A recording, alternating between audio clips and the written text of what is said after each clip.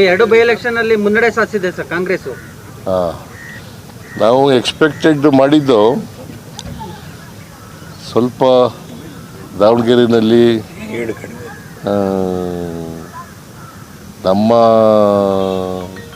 ಕಾರಣದಿಂದಲೇ ಸ್ವಲ್ಪ ಲೀಡು ಕಡಿಮೆ ಆಗ್ಬೋದು.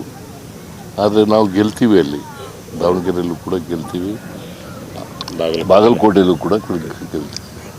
ಪಂಚರಾಜ್ಯ ಚುನಾವಣೆಯಲ್ಲಿ ಕಾಂಗ್ರೆಸ್ಗೆ ಓವರಾಲ್ ಹಿನ್ನಡೆ ಆಗ್ತಾ ಇದೆಯಲ್ಲ ಸರ್ ಎಲ್ಲ ಸ್ಟೇಟಲ್ಲೂ. ಈಗ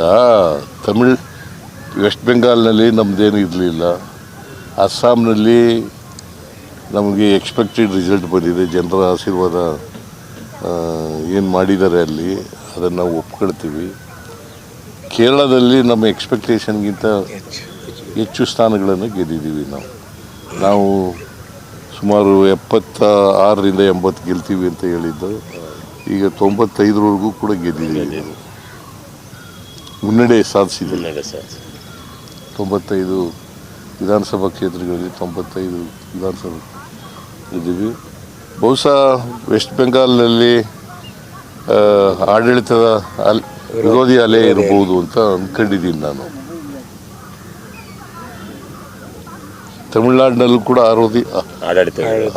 ಆಡಳಿತ ವಿರೋಧಿ ಅಲೆ ಇದೆ ಅಂತ ಹೇಳಿ ಅಂದ್ಕೊಂಡಿದ್ದೀನಿ. ತಮಿಳುನಾಡಲ್ಲಿ ಒಬ್ಬ ನಟ ಫಸ್ಟ್ ಟೈಮ್ ಪಾರ್ಟಿ ಕಟ್ಟಿ ಸಕ್ಸಸ್ ಆಗ್ತಾ ಇದ್ದಾರೆ. ಇನ್ನೂ ಅವ್ರಿಗೆ ಅಭಿನಂದನೆಗಳನ್ನು ಸಲ್ಲಿಸ್ತೇನೆ.